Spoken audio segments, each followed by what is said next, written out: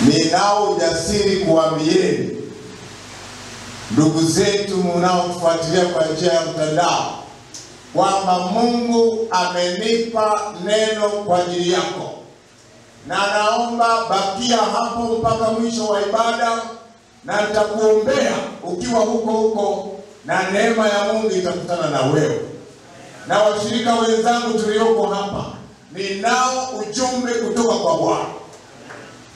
Miongoni mwa vitu ambavyo mimi sivizoelei ni madhabahu. Ninapata shida sana nikiambiwa natakiwa kuhudumu, inanisumbua kwa sababu naelewa madhabahu ni mahali Mungu anasema na watu, na usipokuwa na kitu kutoka kwa Mungu ni kazi bure.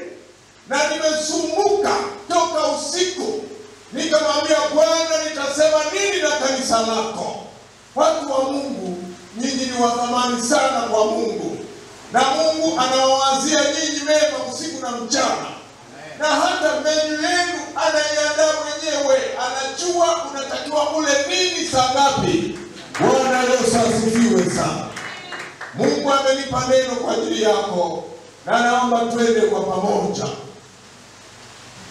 Hongereni sana kwa kazi ya Mungu mnayofanya mahali hapa. Nimeguswa mno na kile kinachoendelea mahali hapa. Na nina uhakika Mungu amewaandalia kesho yenu yenye utukufu mkubwa sana. Bwana Yesu asifiwe sana. Kwa wale mnaotaka kuandika jina, ninaitwa Mchungaji Daniel Henderson Mwakikunga. Ni Mnyakyusa aliyeokoka, aliye na mpango wa kwenda mbinguni. Bwana Yesu asifiwe. Kichwa cha somo, kabla sijakupa kichwa, kuna kitu Roho Mtakatifu ananikumbusha. Nataka niwaambieni hivi, watu wa Mlimani, Mungu amewapa hawa watumishi wa Mungu ni zawadi kweli. Mimi si mzuri sana wa kupamba vitu. Huwa nikiona kinanishinda namna ya kufanya na nyamaza. Lakini nasema hivi, sikupanga kusema haya. Mungu amewapa hawa kama zawadi. Amen. Na mfahamu mtumishi wa Mungu Filipo ni miongoni mwa watu wachache walio serious na Mungu. Amen. Ana msimamo. He is moderate. Anaweza kuchukuliana na yoyote, lakini hataki ujinga kwenye mambo ya Mungu. Kwa hiyo watu kama hawa ni wa kuombea. Ni wachache. Mumepewa chombo. Tena mimi nitawaombea Mungu awasaidie huyu ndio mchungaji wenu.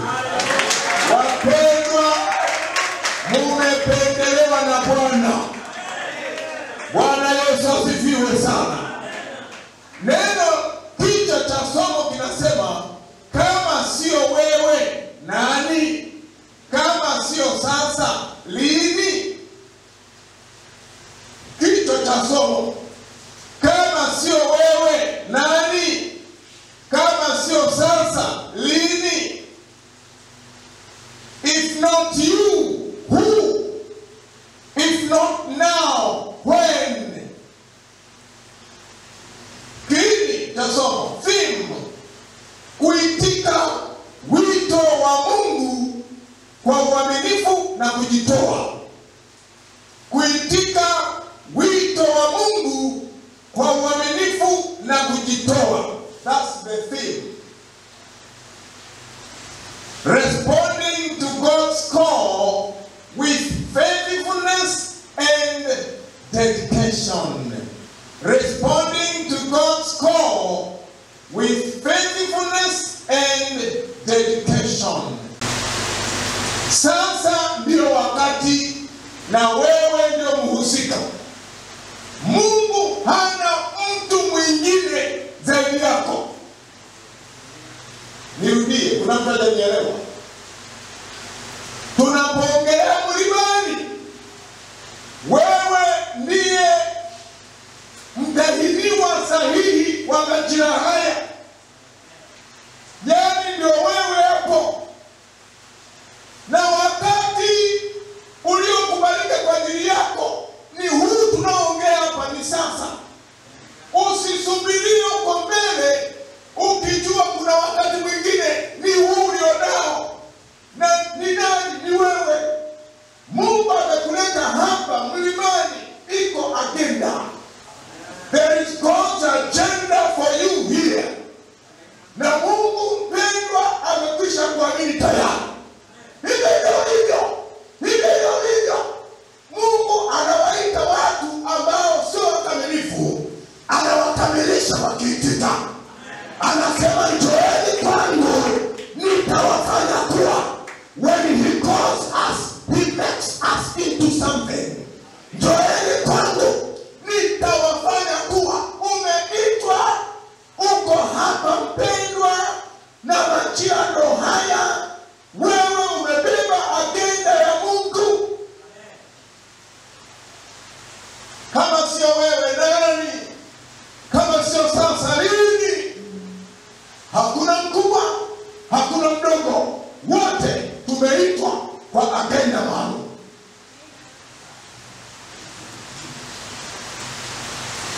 Wakorintho wa pili sura ya 6. Nasoma maandiko ya msingi.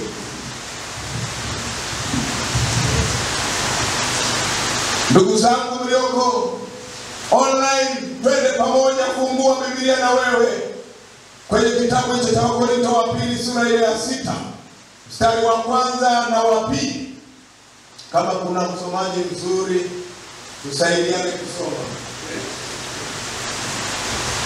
Nasi tukitenda kazi pamoja naye, wasije tusipokee neema ya Mungu bure. Ndio Maana asema wakati uliokubalika.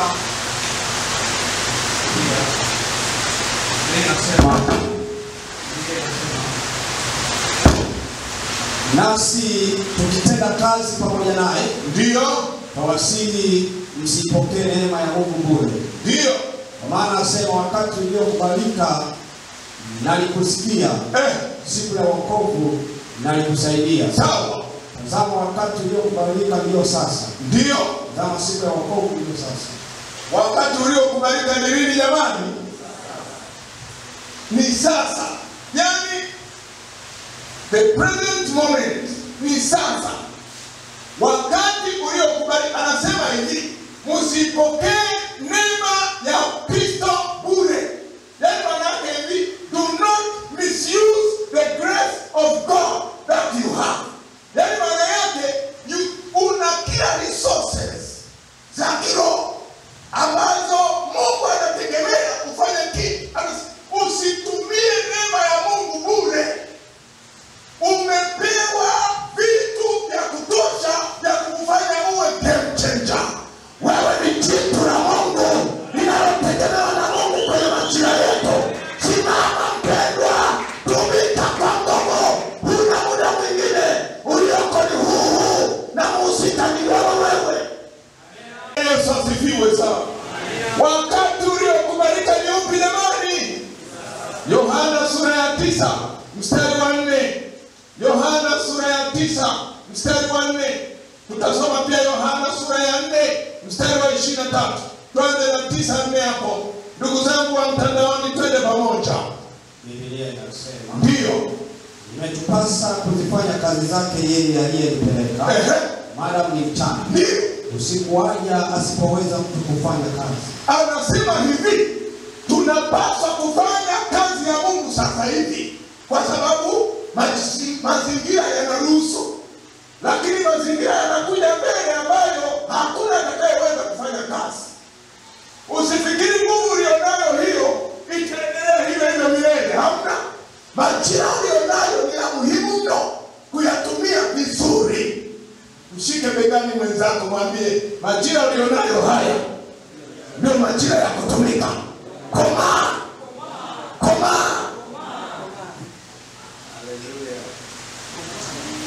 Ni sasa.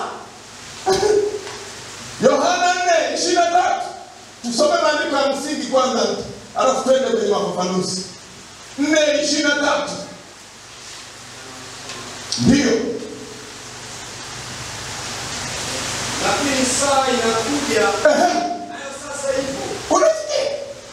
ambayo waabudu halisi watamwabudu Baba katika roho na kweli. Maana Baba watafuta watu kama hao wamwabudu. Anasema saa inakuja, lakini anasema hapana, ipo sasa. Ambayo waabudu halisi sasa hivi watamwabudu Mungu katika roho na kweli. Muda tulionao huwa sasa ndio muda tulionao uhakika nao.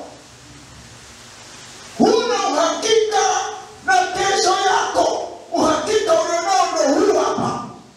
Mpendwa, tumika kana kwamba hutatumika tena. Kama sio sasa lini? Kama sio wewe nani? Nani atasimama kwa ajili ya Mungu hapa mlimani kama sio wewe? Mwambie mwenzako, wewe usijichukulie poa. Wewe ni jitu la Mungu. Mungu anakutegemea. Mwambie hivyo ulivyo na mapungufu yako. Ameyajua mapungufu yako. Ndio maana amekuita. Atakukamilisha ukianza kazi.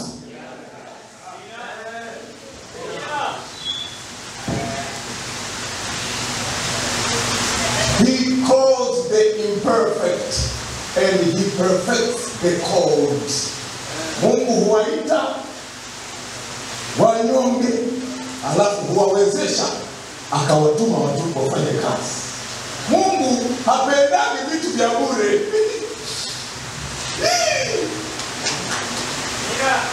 Mungu anapenda kitu anachokwenda kuinvest kiwe cha kwake.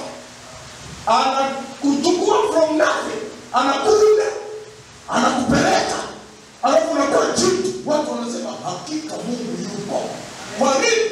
Maana wanajua ulikotoka, wanaelewa michezo yako. Bwana akakuita kule, akakuleta nyumbani mwake, na anakupa kazi ya kufanya. Naomba mpendwa, usijichukulie kawaida. Umeitwa hapa, unayo kazi ya Mungu ya kuifanya. Pigie Yesu makofi mengi.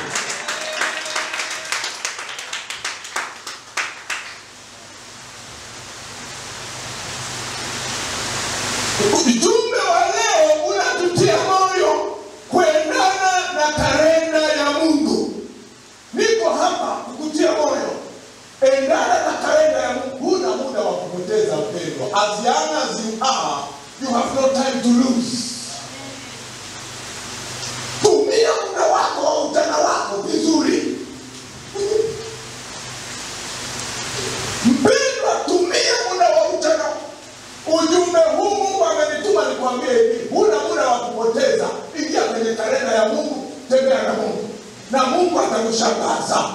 Mungu atakushangaza. Mungu atakushangaza. Mungu atakushangaza. Mungu atakushangaza. Tembea na Bwana katika ujana wako. Ingia kwenye kalenda ya Mungu. Bwana Yesu asifiwe sana. Maana nini maana ya kuitika wito? Kama somo linavyotaka. Simu ya somo letu inasema kuitika wito wa Mungu kwa uaminifu na kujitoa. Nini maana ya kuitika wito? Kwa mujibu wa somo letu, kuitika wito inamaanisha kukubali kutimiza kusudi la Mungu mahususi juu ya maisha yako. Ni kukubali kutimiza kusudi la Mungu mahususi juu ya maisha yako. Accepting to fulfill the specific purpose of God for your life. Hivi unaelewa? Kuna makusudi mahususi na kuna makusudi ya jumla. There are general purposes and specific ones. Kusudi la Mungu mahususi linamhusu mtu mmoja mmoja. Na ndicho kilichofanyika, ndio kilichomfanya Mungu akulete duniani. Specific purpose. Hukuletwa hapa kama sio mchezo wa babako na mama yako waliokuleta hapa. Ni Mungu. Ni na kueleza, ukirudi kwenye room yako, nenda kwenye kioo, ukamwangalia yule mtu kwenye kioo pale, mwambie hivi, wewe hujaja hapa kuzurura, umeletwa na Mungu, kuna kusudi mahususi. Mwambie yule mtu unayemwona kwenye kioo, mwambie wewe sio wa kawaida, umeletwa kwa mpango wa Mungu. Wapendwa, hakuna kitu nafurahia kama kuchunga vijana. Vijana ni nguvu ya kanisa. Vijana ni tumaini la kanisa. Vijana ni tumaini la taifa lolote. Vijana ni tumaini la ufalme wa Mungu. Vijana wakikutana na mtu sahihi, wana uwezo wa kupindua ulimwengu.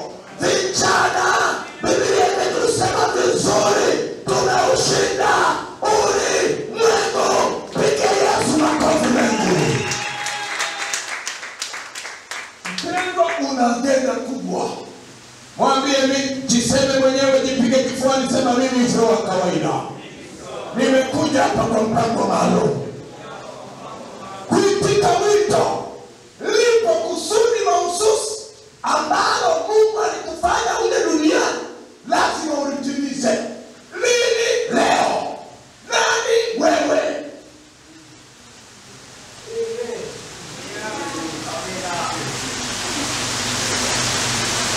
Umeitwa, wote tumeitwa hapa, wote. Na in fact, theologically speaking, wito wa kwanza unaitwa wito wa kuokoka. It's a call. Mungu anawita ulimwengu kumjie. Ni wito kuokoka. Kwa hiyo wote tumeitwa hapa. Tumeitwa. Umeitwa. Na lipo kusudi la kuitwa kwako. Ishi kama mtumishi wa Mungu. Mwambie jirani yako, mwambie, hivi unaelewa wewe ni mtumishi wa Mungu?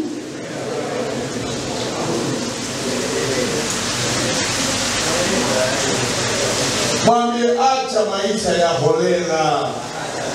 Wewe ni mtumishi wa Mungu.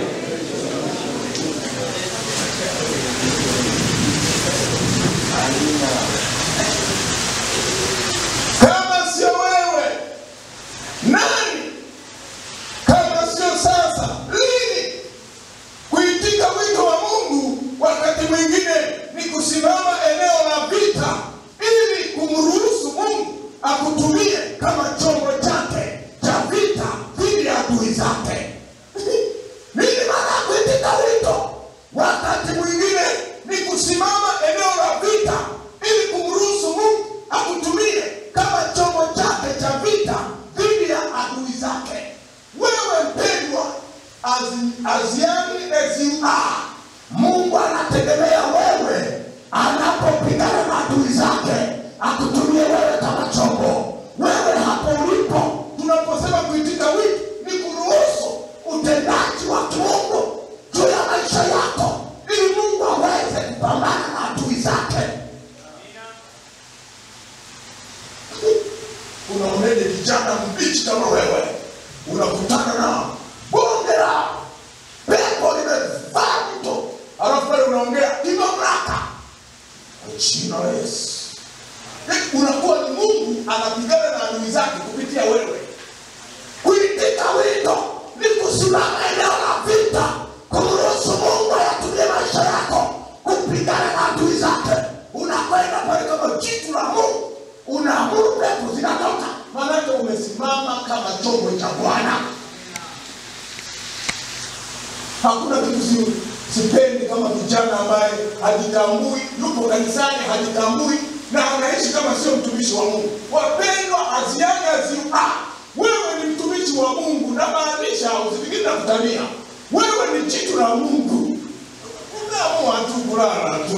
Mwambie mwenzako umelala uko macho. Mwambie unajitambua, unajitambui. Wewe ni jitu la Mungu.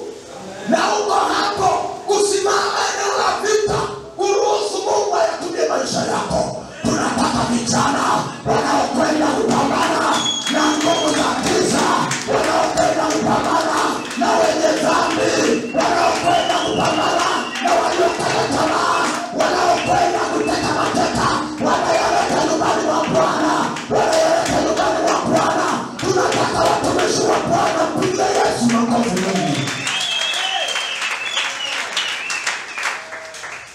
Wewe sio wa kawaida. Kama sio wewe nani? Kama sio sasa hivi lini? When do you think you will become a great man of God? Ni sasa. Ni sasa. Ni sasa hivi. Alikuwa bwana mdogo mmoja mwenye asili ya Uingereza. Kama umesoma kidogo historia ya uamsho. Yule bwana mdogo alikuwa na miaka 24. Akaanza kumwomba Mungu. Miaka 24. Ulimwengu wangu umepotoka. Naomba unitumie mimi kama chombo kuleta nafsi 100,000 kwa ufalme wa Mungu. Alianza kuomba mwaka wa kwanza, mwaka wa pili, mwaka wa tatu. Aliendelea na maombi yake. Akiwa na miaka 26, Mungu alijibu maombi yake. Alikuwa anafanya kazi kwenye mtaa wa mawe. Akiwa kule kazini, Mungu akamwambia rudi nyumbani. Kamwambie mchungaji wako akuandalie kongamano. Nenda kafundishe nguvu za Mungu. Akaenda kwa mchungaji. Mchungaji akampokea akasema, sasa mwanangu, enzi hizo huruhusiwi, ile miaka ya 1800 huruhusiwi mtu ambaye sio mshirika kwenda na madhabahu. Ilikuwa hairuhusiwi. Akasema sasa nitakuandalia kongamano lakini sio kanisa. Nitakwenda kukodi ukumbi. Akakodi ukumbi wa shule ya jirani. Akaenda pale. Mungu akakomaa kama chombo cha Bwana. Akasimama kama chombo cha Bwana kinachosimama mahali ambapo Mungu aweza kukitumia kupambana na adui zake. Akaanza semina ile. Ilienda siku ya kwanza. Siku ya pili madhihirisho yakaanza kutokea. Roho Mtakatifu alishuka. Miujiza ovyo. Mambo yakageuka. Taarifa zinafika kwa mchungaji. Wakamwambia mchungaji, kimeumana. Mchezo kule umegeuka. Mchungaji akasema semina ihamie kanisani. Kwa mara ya kwanza ile miaka ya 1800 mtu asiye na cheo akapanda madhabahuni kama mtumishi wa Bwana, kwa sababu amekubali kusimama eneo analoweza kutumika na Bwana. Mpige Yesu makofi mengi. Baada ya wiki kanisa likapanuliwa. Baada ya wiki likapanuliwa tena. Baada ya mwezi ikashindikana kulipanua kanisa. Wakasema twende nje. Wakatafuta eneo la wazi, likajaa, likafurika. Watu wanatoka huko kwenye madangulo, kwenye mabaa, kwenye vichaka vya kuvuta bangi, dawa za kulevya, magenge ya majambazi yanakuja kutubu bila kuelewa na mtu, kwa sababu mtu mmoja, kijana wa Yesu, alikubali kumtumikia Bwana wake. Itika wito.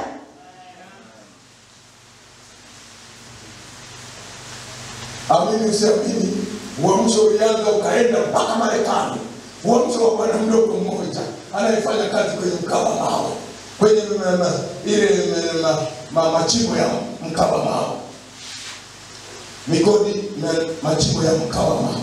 Watu wa Mungu anakutaka wewe. Hivyo hivyo.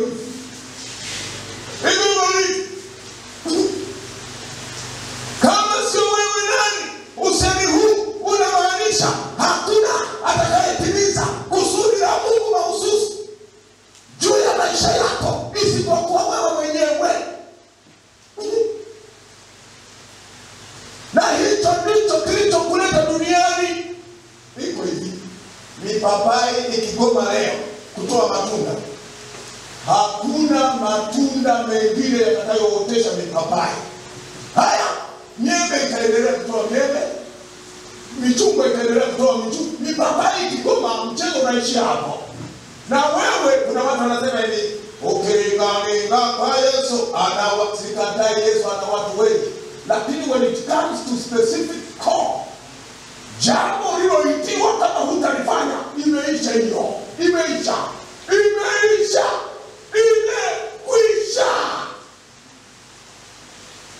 Kuna vitu Mungu anaweza kureplace. Kwamba wewe kwa vile hilo umekataa, nenda. Lakini kuna vitu you are designed for certain purpose, ambayo hiyo hakuna mwingine anayeweza kuitimiza. Ni wewe.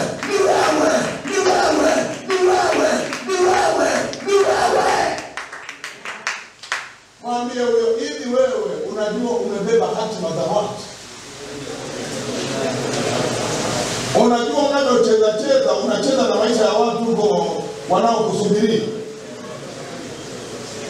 Mwanamami, mwambie ujui unachelewesha muujiza wa mtu hapo ulipo.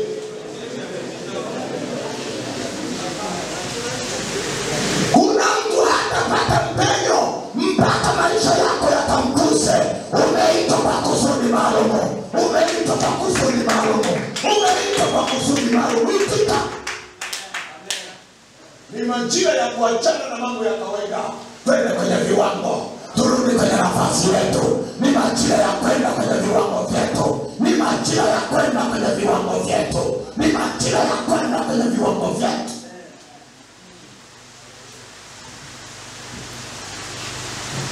Mungu Bwana hawezi kuita vijana mpaka wewe mzee, na nikasema imeandikwa wapi? Mungu ametumia vijana toka enzi za kale. Agano la kale vijana tunawaona kazini. Agano jipya wamo kina Timotheo na wakutosha wamo vijana. Ni kuitika wito, swala ni kuitika wito.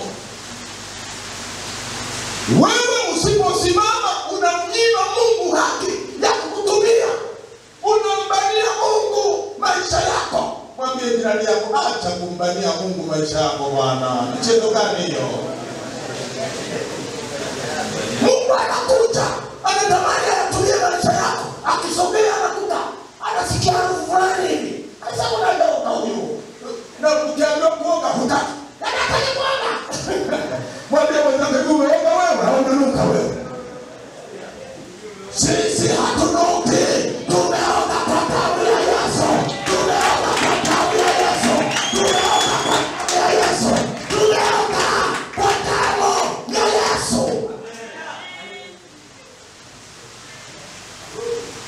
Kama sio sasa ni lini? Usemi huu unamaanisha muda wa kuanza kuishi kusudi mahususi la Mungu. Ni leo, ni leo, ni leo. Anza leo kuishi maisha yenye mpango maalum.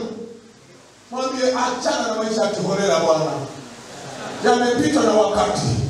Ni majira ya kuishi kwa kusudi la Mungu. Na niseme ukweli, Mungu hajawahi kumleti damu mtu anayekusudia kuishi maisha yenye kusudi. You may go through many things, lakini I can guarantee you, mtu anayekubali kuishi maisha yenye kusudi la Mungu, Mungu hajawahi kuacha. Na kueleza tena muda mzuri nyinyi nawaonea wivu. Maana umri mlionao nyinyi, mimi nilikuwa mvuta bangi, mlevi wa kutupa, dawa za kulevya teja. Nilikuwa nyumbani nimefukuzwa. Baba yangu mzazi aliniambia kuanzia leo hutaitwa tena kwa ukoo wetu. Ukoo wetu haujawahi kuwa na mtu mwenye damu kama ya kwako. Mzee aliniambia nina wasiwasi na mama yako, huenda alipita huko akakutana ni jitu linalofanana na wewe. Nikaondolewa nyumbani. Lakini yuko Yesu anayeokota watu waliotupwa, anawasafisha, anawapeleka kwenye kusudi lake. Mpigie Yesu makofi mengi. Mungu hatakuangusha mpendwa ukiamua kuishi. Na nikuhakikishie, kama hutaliishi kusudi la Mungu, hutatoboa. Take it from me. Believe you me. Kama hutaishi mpango wa Mungu uliokusudiwa na Mungu, hutatoboa. Kwa nini? Kwa sababu baraka za Mungu ziko connected na kusudi lake kwako. Umeletwa hapa kwa kusudi, ukiliishi ndio linalokufanya utoboe. Take it from me. Hakuna aliyefaulu, aliyeishi maisha ya kudonoa kwa Yesu. Hayupo. Sijawahi ona mtu ambaye alileta michezo kwenye ukoo akatoboa. Sijamuona bado. Hayo kuna mijitu iliteseka mwanzo, lakini inang'ang'ana na kusudi la Mungu. Pigwa, pandisha juu, shusha chini. Liko limeng'ang'ana ni mwanaume. Siku Mungu akimnyanyua ni mazima. Ni mazima. Mpigie Yesu makofi kwa ajili ya kusudi lake juu ya maisha yako.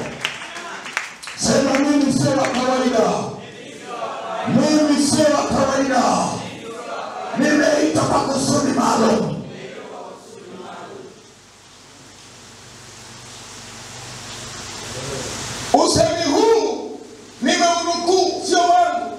Kichwa cha somo hiki sio changu. Mungu sikuwa salama. Niko salama sasa. Bado. Okay.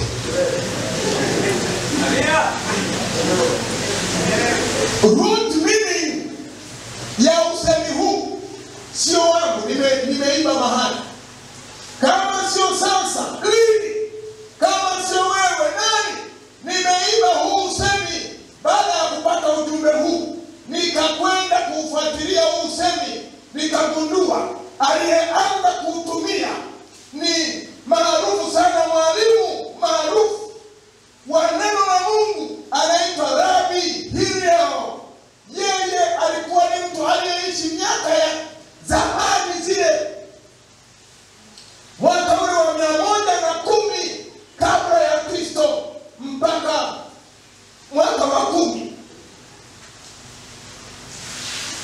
Aliishi mwaka wa 110 kabla ya Kristo. Aliitwa Rabbi Hillel the Elder.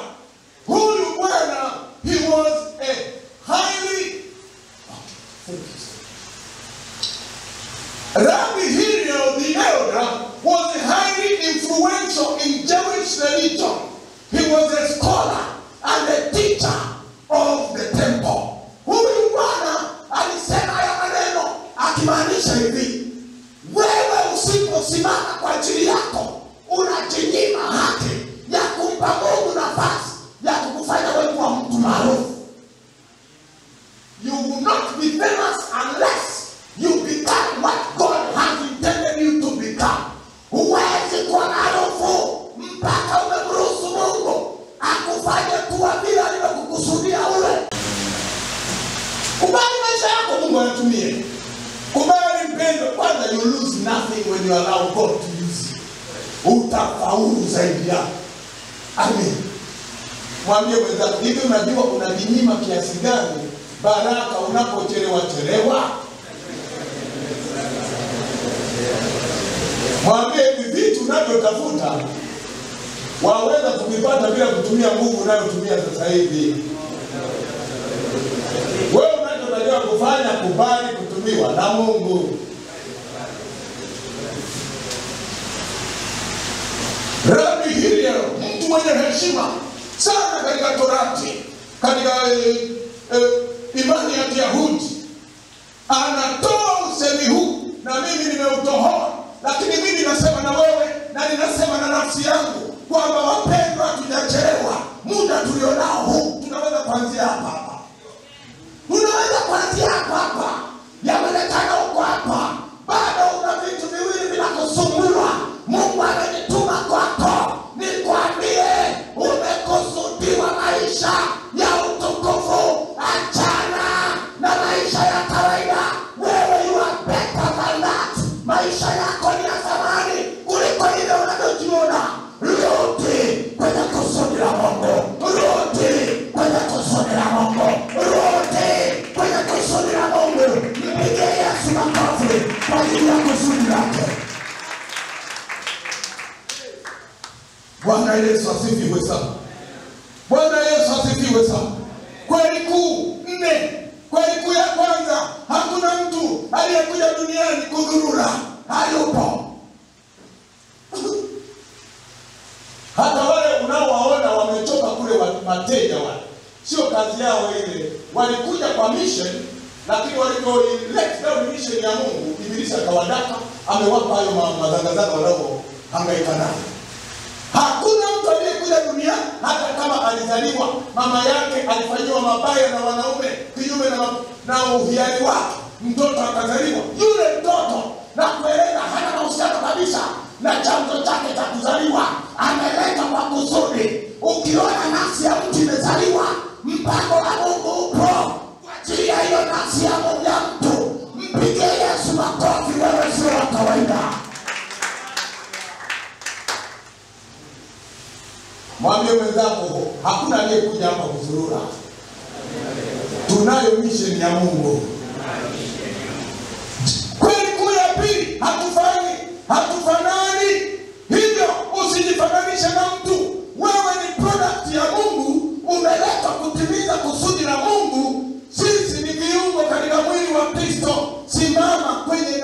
nafasi yako. Acha mambo ya kujifananisha. Kama sio mwimbaji, usije kuhangaika hapa. Usije unajiletea matatizo bure. Unatafuta pressure wewe. Stress zinakuua.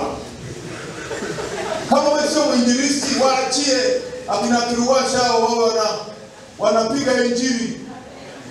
Nimefurahi kumwona kijana wangu amemaliza chuo kikuu pale Dodoma, mipango pale. Tulifanya kazi vizuri naye. Mungu akubariki kwa kuendelea na kazi ya Mungu. Watu wa Mungu, usijifananishe na mtu. You are so unique. Afu hata sura zetu tunaona zinatofautiana. Wengine za kwetu nzito, wengine nyepesi. Zote ni za kazi. Usihangaike kusema sura yangu nzito, ingekuwa nyepesi kama nyepesi ya nini? Unatakiwa uliopewa hiyo ndio inakufaa kabisa. Vaa hiyo sura, nenda kwenye marketplace na utatoboa na sura hiyo. Uhitaji kitu cha ziada. Wewe umekamilishwa, umeletwa kwa kusudi maalum. Mpige Yesu makofi mengi. Watu wanahangaika masaa mengi, anajikagua kwenye kioo, anaanza kumkosoa Mungu. Mbona mimi hapa macho makubwa, sikio yamesimama? Hayo yaliyosimama watoto wangu wapige, ngoja niwashangaze. Sisi wanaume ni wajabu, wanaume sisi. Unashangaa unahangaika na sura na hivi. Mimi kumbe shida yangu ni masikio tu. Ninapoona yamesimama hivi makubwa, naona yes, haya ni masikio haya. Sasa wewe usije kuwa na akili. Mungu amekupa hayo masikio makubwa kwa sababu kuna mtu mmoja anahitaji hayo masikio. Alikusudiwa kwa ajili yako. Nataka nikwambie, uko unique. Usijifananishe na mtu. Unafaa ile ndio hivyo. Unafaa. Mpige Yesu makofi mengi. Kweli kuyane, Mungu ameweka baraka zako kwenye kusudi lake juu ya maisha yako. Mafanikio yako kwenye kuishi kusudi la Mungu. Take it from me. Usipoheshimu kusudi la Mungu juu ya maisha yako, hutapata yale mafanikio uliyokusudia. Utafanikiwa, lakini sio kule kwa kiwango cha Mungu. Naongelea kiwango cha Mungu cha mafanikio. Linda sana maisha yako. Fuatilia sana kusudi la Mungu juu yako. Ishi maisha yanayofanana na wito wako. Mfurahishe Mungu wako. Tembea karibu naye. Omba, tumika. Utaanza kushangaa. Mungu anaanza kukusanya vitu kwa ajili yako, vitakutana na wewe. Hivi una habari baraka sisi tulioko kwa Mungu hatuzitafuti, ila zenyewe zinatutafuta. Kabisa. Ishi maisha yenye kusudi. Mwambie mwenzako, Bwana, ishi maisha yenye kusudi. Hajasikia, mwambie kwa Kiingereza, live a purposeful life.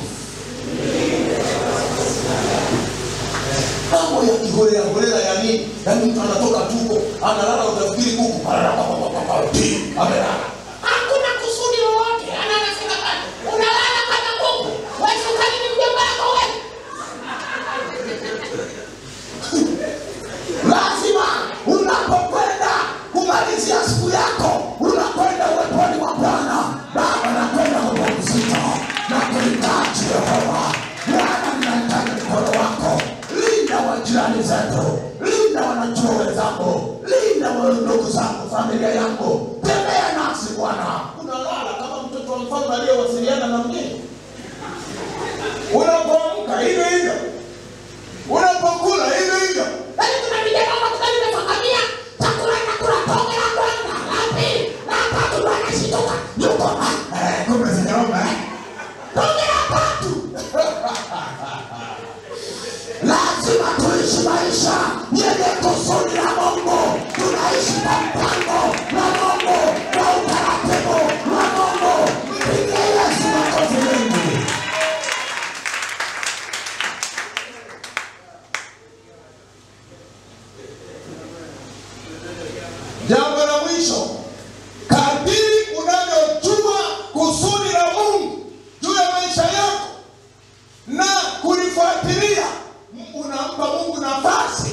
kuchukua upande wake. When you understand the purpose and you start to follow it out. Maana huwezi ukajua siku moja tu. Lakini kuna ule uelewa kwamba mimi jamani nimeletwa hapa duniani niko kusudi. Unaanza kufuatilia kwa njia ya maombi, kwa njia ya kumkaribia Mungu, kwa njia ya kufuatilia ule msukumo wa ndani wa kufanya vitu vya kimungu. Ukiona unapenda kuimba, ujue kuna kitu, maana huwezi kutamani chenye huna. Nikwambie kitu. Nafsi ya mwanadamu haina uwezo wa kudesire ile, kuna kitu kinaitwa longing desire. Haina uwezo wa kukitamani kitu ambacho hakiko kwenye mpango wa Mungu. Ngoja nikurudishe. When your spirit, when your soul, nafsi yako ikianza kusumbuka na jambo tunaoita mzigo. Ukiona nafsi yako inasumbuka na jambo, uwe na uhakika hiyo jambo liko kwenye agenda ya Mungu. Nafsi ya mwanadamu haina uwezo wa kutamani kitu kilicho nje ya mpango wa Mungu. Naongelea longing desire jamani. Usije ukasema ina maana mchungaji nikianza kusikia kale kahamka kunywa pombe ndio eneo langu. Naongelea pombe pia. Naongelea longing desire. Siongelee mimi vijana vya mtaani huko mimi. Naongelea kuna kitu kinakufanya usilale kabisa. Unakuta ile kitu inasumbua roho yako. Baadaye inapotea, inakuja tena. Inapotea miaka miwili inarudi. Ujue hilo jambo liko kwenye agenda ya Mungu. Lifuatilie, lifuatilie, lifuatilie. Lifuatilie. Unatamani siku moja uje ufanye tukio kubwa la kimungu. Lifuatilie kama linakusumbua. Mungu ndivyo anavyofanya. Akiona kuna kitu hujakielewa bado anakunyima raha. Kinakusumbua kile kitu. Kinakusumbua. Endelea kuomba, endelea kumkaribia Bwana, endelea kutumika katika viwango unavyoweza, endelea kutii viongozi wako, endelea kusupport kazi ya Mungu. Mungu atakutana na wewe as you move.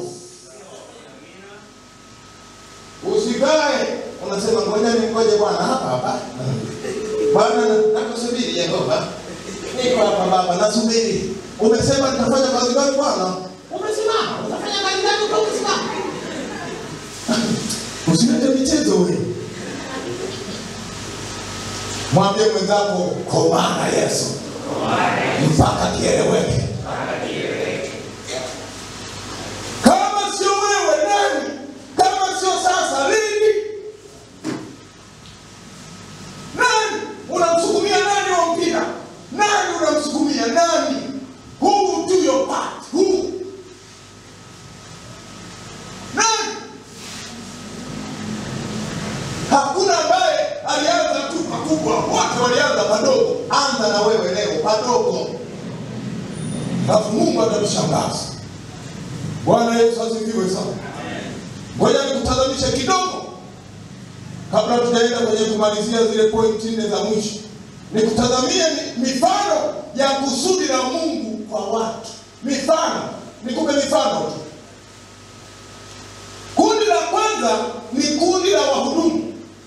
Kuna watu wanakuwa ni wamishonari, wanakuwa ni waonaji, seers, wanakuwa ni waombezi, intercessors. Wahudumu wanakuwa ni watu wa compassion, watu wanaosaidia wenye njaa, wenye walio na mapungufu na mahitaji. Ni wito. Kuna watu wanaona hiyo. Ukiona moyo wako unakusumbua kwenye haya maeneo, itika. Usiogope chochote. Kuna watu wameitiwa kwenye utumishi. Utumishi unaitwa service. Atana na utumishi wa ministry. Unaitwa service. Utumishi wa service huu ni kutegemeza, kufadhili, kusaidia, kuhudumia watakatifu na wengine wakati wa majanga, kutia moyo, kushauri, counselors, kulisha chakula, what they feed the hungry. Usafi. Kuna watu anakero na uchafu. Unaona kanisa letu hivyo smart namna. Kuna watu bila shaka leo waliwahi hapa. Ndio maana tunaona wanakero na uchafu. Kuna watu Usiombe awe ni mtoto wa kike alafu uchafu haumpi shida. Usiombe.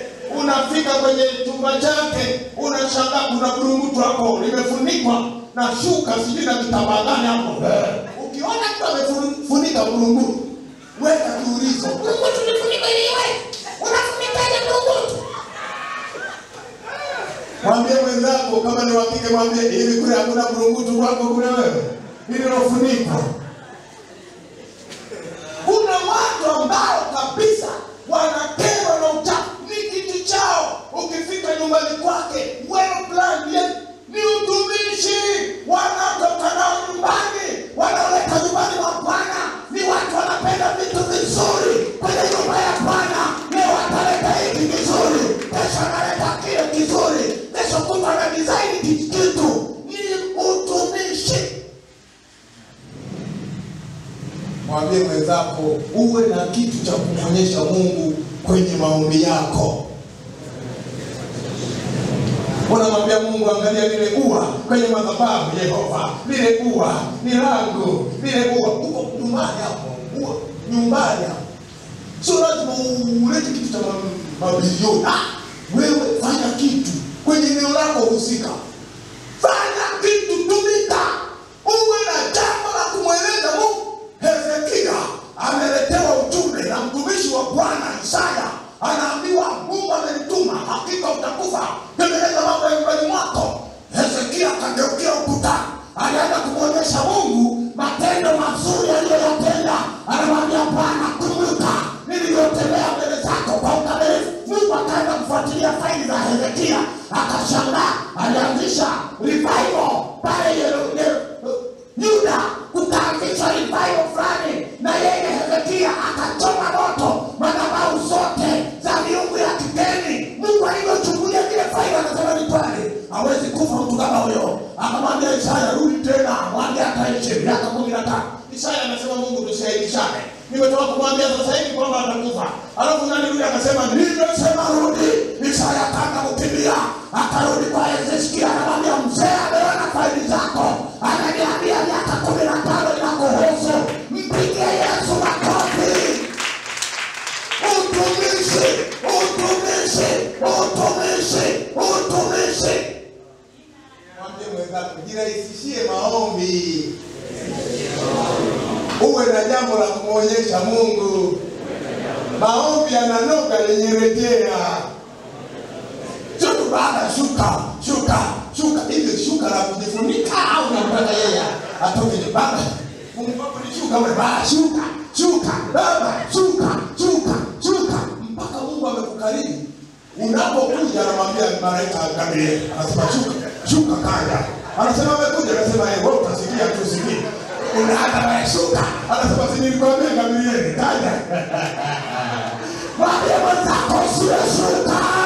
Unarejea kwenye maombi yako. Unasema Bwana, kumbuka ile faili yangu. Bwana, ule usafi kanisani ni wangu. Yehova, kumbuka ile ua pale ni langu. Bwana, utumishi kwenye madhabahu yako. Kumbuka Yehova, maombezi nayotoa. Unakuwa na rejea. Huo unaitwa utumishi. Mwambie mwenzako, huo unaitwa utumishi. Na wewe unaweza. Wewe ndio mtu sahihi. Wewe ndio mtu sahihi. Bwana Yesu asifiwe sana. Alafu kuna utumishi mwingine unaitwa vocational calling. Kuna wito, kuna kusudi. Watu wengine wameitiwa vocational.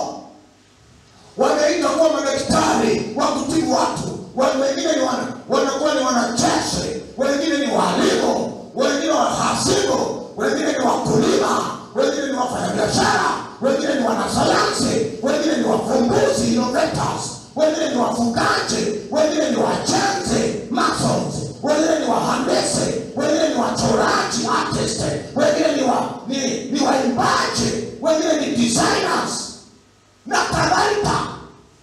Fanya wito wa utumishi. Let me tell you this. Chuo unasoma ni utumishi. Soma kama mtumishi, alafu Mungu atakupa kazi inayoendana na kile unachosoma. au wakati mwingine utafanyia kazi kwenye kitu ambacho ukusomea kabisa, kwa sababu Mungu ana kusudi lake juu yako. Ukienda kule ukafanye kazi kama mtumishi, mfike mahali ambapo wanasema nitakusubiria juniors zako wajue kabisa kwamba asipokuwepo mmoja fulani sitaenda. Wanakusubiri pale kwa sababu wewe uko pale kama mtumishi wa Mungu. You work on the marketplace as a servant of God. Ukiwa ofisini ni mtumishi wa Bwana. Sasa unasoma mtumishi wa Bwana. Soma kitumishi. Usiende mambo ya manesa na kuingia vitani na mambo ya ajabu ya Mungu na kuunganisha vitu. Wewe sio mtu wa kuunganisha vitu. Wewe ni mtumishi wa Bwana. Ninasababisha miujiza hata kwenye masomo yako. Kutakuwa na miujiza wakati wa kazi. Kutakuwa na miujiza. Tumika. Unaposoma tumika. Mtumishi. Kuna wito nao utatumika. Kama ni daktari, anakuwa ni daktari aliyeokoka. Kabla hajapasua mtu anaomba kwanza maombi, anaziita mbingu zinakuja pale kwenye theater huko. Wanaanza pale kufanya kazi na Mungu. Unakuta watu wanapona magonjwa ambayo kwa kawaida wanakufaga. Kwani kuna mtumishi na Mungu pale linafanya kazi.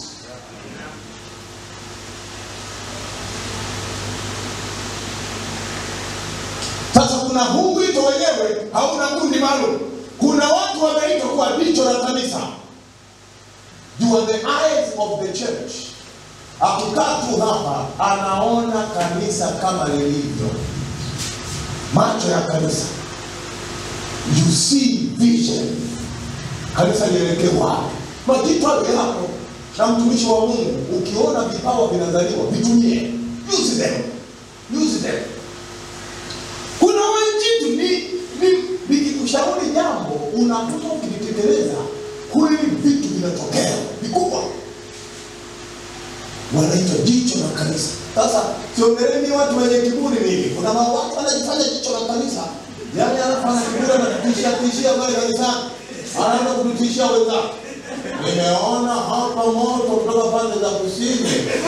Unatuletea moto kutoka kusini, moto gani huo? Usituletee mambo ya ukitisha. Mungu akileta ujumbe mara zote unakuwa ni ujumbe wa kujenga, sio kubomoa. Kuna watu wanaitwa sikio la kanisa. Kuna watu wanaitwa mkono wa kanisa.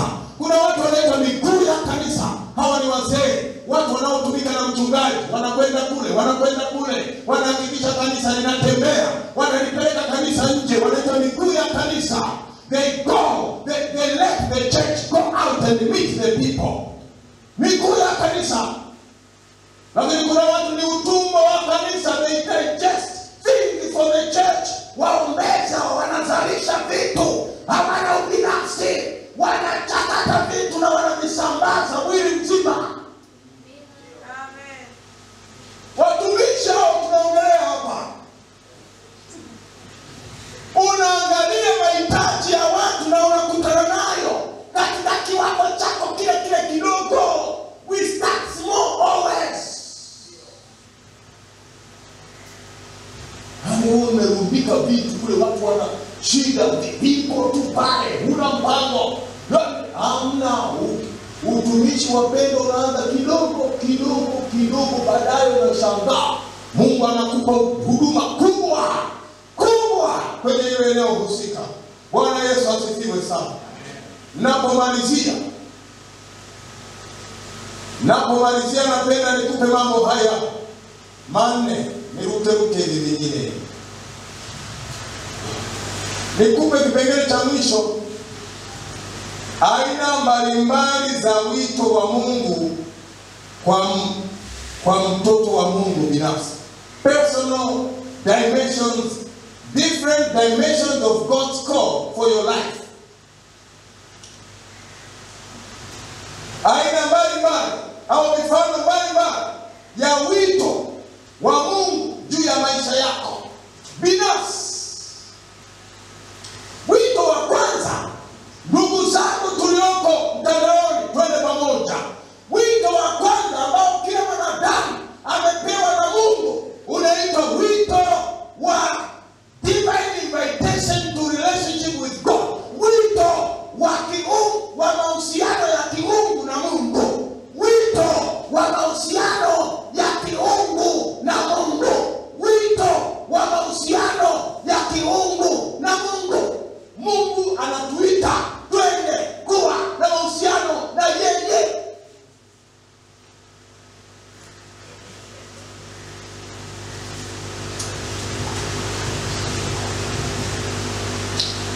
Divine invitation to relationship with God.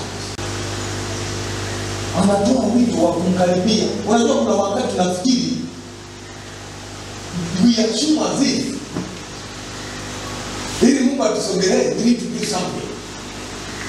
Ni sawa, ni fundisho la kanisa, lakini we don't need to do anything to be close to him. Kama umeokoka, ni wito wake ya Mungu anatamani ukaribu na sisi. Kiasi kwamba ulimgharimu maisha yake. He had to die to be close to us. Hatukuwa na uwezo wa kumkaribia. Hatukuwa nao. Ilibidi afe ili tuweze kumkaribia. Ni wito. Ni hitaji la Mungu watu wake wamkaribie. What you do is unatengeneza mazingira, unaondoa distractors, unaondoa mambo ya maisha ya ajabu, vinamzuia Mungu, unaviondoa. The rest anakuja Mungu ukisafisha kiti cha yeye kukalia, anakuja kukikalia. Moyo wako ni kiti cha Mungu cha enzi. Wewe ni mbingu zinazotembea duniani. You are a mobile heaven. Ndani yako anakaa Mungu Baba, Mungu Mwana na Roho Mtakatifu. Tengeneze Mungu mazingira ya urafiki. Mwambie mwenzako, tengeneze Mungu mazingira ya urafiki. Ondoa vitu vyote vinavyoweza kumfukuza kwenye karibu na wewe. Hata hivyo, huo ni utoto mkubwa sana. Bwana simu kweli. Si kitu tu na Mungu inajua simu yangu haitakiwi kuwa na madude. Inachomoa lenyewe huko, yanaondoka.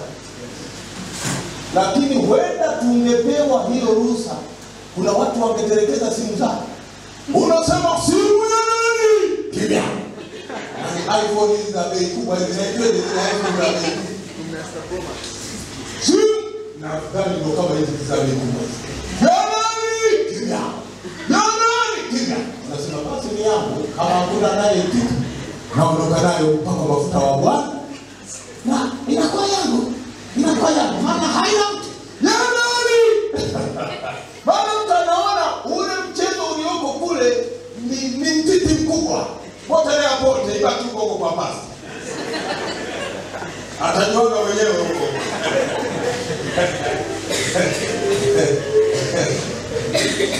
Wito wa kwanza ni wito wa mahusiano. Wito wa kwanza ni wito gani jamani? Mahusiano na Mungu. That's the first and foremost call. Hatuna maana kuwepo duniani kama hatuna mahusiano na Mungu. Hatuna maana duniani kama hatuna mahusiano na Mungu. Ni jambo la kusikitisha kuwepo kanisani alafu huna mahusiano na Mungu. Ni jambo la kusikitisha. Na baya zaidi ni jambo la kutisha kama uko bize na huduma ya Mungu na hauko bize na Mungu kwenye huduma. Ni jambo la kutisha kuwa bize na huduma ya Mungu na kutokuwa bize na Mungu mtoa huduma. Jenga mahusiano na Mungu. Develop a relationship, a meaningful relationship with God. Hakuna kitu Mungu anatamani kama mahusiano na wewe. Hakuna kitu anatamani Mungu kama hicho. Hivi anakutaka hivi ulivyo. Aliokota mimi tutabana. Mlevi wa kutupwa. Aliyefukuzwa kwao. Jamii yake imemkataa. Mungu akamtafuta huyo mtu unamwona mbele yako. Mungu akamtafuta kwa ajili ya mahusiano. Ndio huyu unamwona. Ungekutana na huyu Mungu, huyu binadamu huyu unayemwona miaka 25 iliyopita, ungekutana naye 25 years ago down the road, ungekutana na mimi, usingenitamani. Manywele yalikuwa nimeyasokota yamecharibika, macho mekundu muda wote, midomo myeusi, humu mnavimba mishipa humu saa zote, naongea kama pozi. Maisha nishayatoka, natamani kufa ilishindikana. Ibilisi alijaribu kuniua ikashindikana, nikajaribu kujiua ikashindikana. Kumbe yupo anayetafuta mahusiano na mimi. God God is looking for you. Unatafutwa. Maisha ulionayo sio yako. Umeazimwa kwa ajili ya mahusiano. Unahitaji kuwa na mahusiano na Mungu wako. Bwana Yesu asifiwe sana. Kama sio wewe, nani atakayekuwa na mahusiano na Mungu? Nani? Nani mwingine? It's you. It's you. It's you. Wanakutaka wewe, si mwingine, wewe. Wito wa pili, haraka haraka. Muda wetu umekwenda. Summon to a specific task or mission. Ndio ile wito wa pili, ni mission yako. Mungu amekuita kwa ajili ya mission maalum. Na nimeongea sana hapo, sitaendelea. Wito wa tatu unaitwa vocational calling. Nimetoka kugusia. In Christian theology, calling can also refer to one's vocation, which ni agano la kale liliunganisha karia na kiroho. Agano jipya likatenganisha karia na kiroho. Sio Yesu, sio Mungu. Wale viongozi wa dini ya Kikristo walitenganisha karia na kiroho kwa sababu walitaka seniority. Wakasema nyinyi mnaitwa lay people, sisi tunaitwa priests. Kwa hiyo watu wakaanza kufanya kazi ya kama lay people, sio watumishi. Kama ni daktari layman, sio mchungaji, sio mtumishi. Lakini Mungu toka zamani aliwaita watumishi. Hanesha tu ile shamba pale, mavuno mengi, nchi nzima ina njaa. Lakini yuko mkulima mmoja, mtumishi wa Bwana, aliyelima pamoja na Bwana. Naomba mpendwa uelewe, kazi utakayofanya imekusudiwa ufanye kama mtumishi. Mwisho, personal transformational and holiness. Wito wa tatu ni wito wa kubadilika na utakatifu. Mungu angenipa muda tungekaa sana hapa. Wito wa utakatifu, tumeitiwa kuishi maisha matakatifu. Personal transformation, kubadilika kibinafsi, kubadilika. Kuna watu wanabadiliki, ana kiburi kile cha mwaka juzi, ubishi ni ule wa mwaka jana, yaani uongo ni ule unazidi kuongezeka. Hamna. Tumeitiwa wito wa kubadilika, personal transformation and holiness.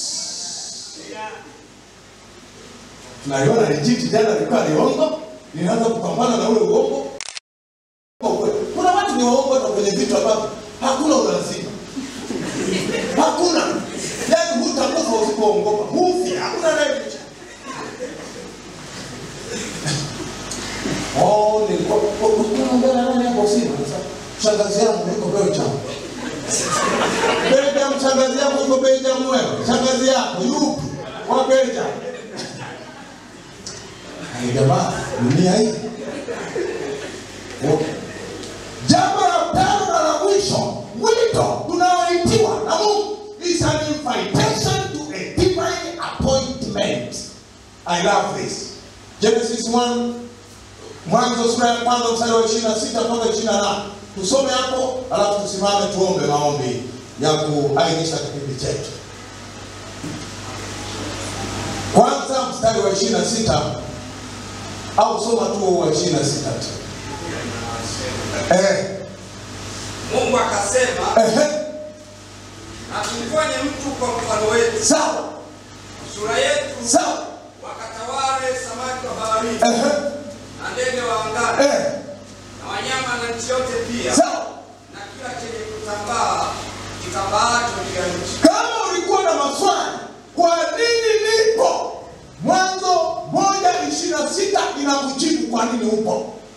Wakati hujaumbwa, Mungu alikaa kikao cha kwa nini tuje.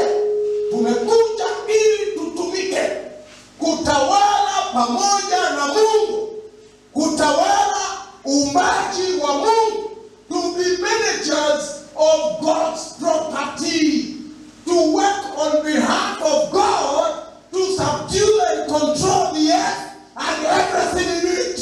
Tumeitiwa wito maalum, divine appointment, divine appointment.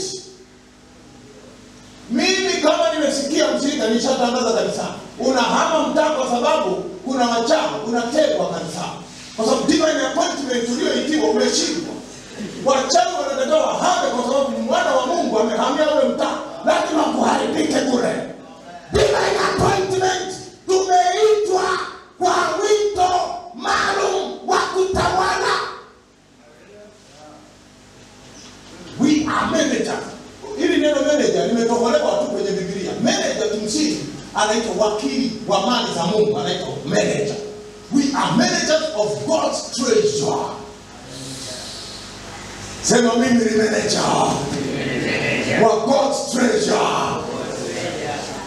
Unahama mtaa, halafu unatetea tuna ushuhuda. Na nimeshukuru sana katibu, umesema shuhuda. Kama una ushuhuda tukutane kwanza ofisini, maana fikiri hali imeharibika. Unakuta mtu umeruhusu hapa, unasema hiyo shuhuda. Usiku sijalala, walikuja wachawi. Unatutangazia sisi wachawi wanavyokuonea. Unatuonyesha ulivyo mjinga. Unamima kwa ujinga wako. Unakuja kutueleza kwa ujinga wako sisi. Shuhuda zinasema usiku adui alikuja, nikamwamuru, alikuja kwa njia moja, akaondoka kwa njia saba. Ndio shuhuda hizo za watu walioitiwa wito maalum, divine appointment. Na wewe ndiye mhusika mkuu, ni wewe, hakuna mwingine. Tusimame. Kama sio wewe nani? Kama sio sasa lini? Mungu amenituma kwako nikukumbushe ya kwamba umekuja hapa mlimani, liko kusudi kubwa la Mungu kwa ajili yako. Na ninawaambia miaka 5 ijayo tutakuwa na majibu hapa. Potential people serikalini, potential people on the marketplace, potential people on the business. Tutakuwa na potential people at national level, international level. Kutoka hapa. Hatusemaji sana tukiwa huko nje, lakini tumaini la kanisa ni wasomi waliookoka. Kanisa lisilo na wasomi, hata kama limekuwa na kiroho kiasi gani, na nina ujasiri wa kusema hata mtandaoni kule, I'm speaking a spiritual truth. Umisheni ambao tunafurahia huku, tumemjua Yesu kwa sababu ya kuwepo majamaa masomi. Yalijua hii dunia ni ya miringo, kuna upande wa pili wa dunia, twende na huko. Masomi yalileta injili.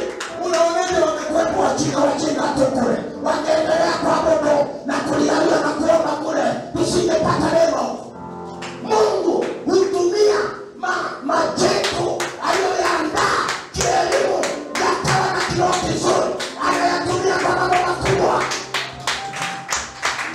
Ukisoma Biblia, soma wasomi wote wa kwenye Biblia, matirio zao zimetulia. Ukiona Limusa nilisoma elimu yote ya Misri. He was a learned person, a scholar.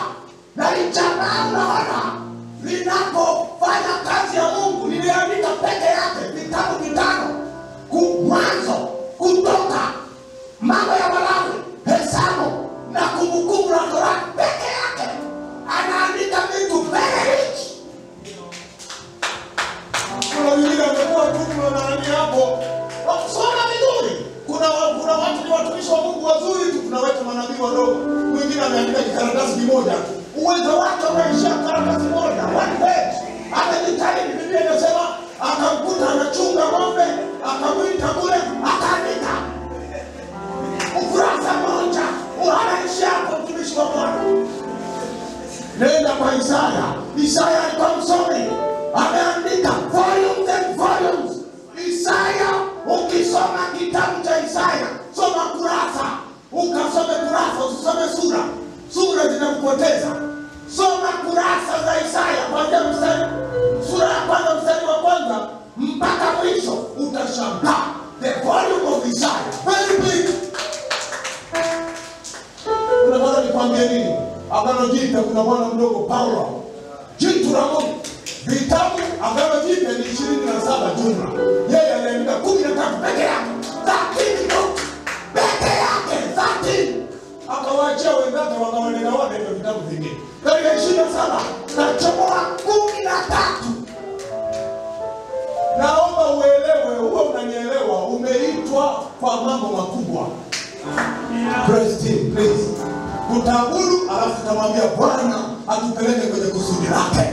Ni majira ya kwenda kwenye kusudi la Bwana. Haleluya, haleluya, haleluya. Mwambie Bwana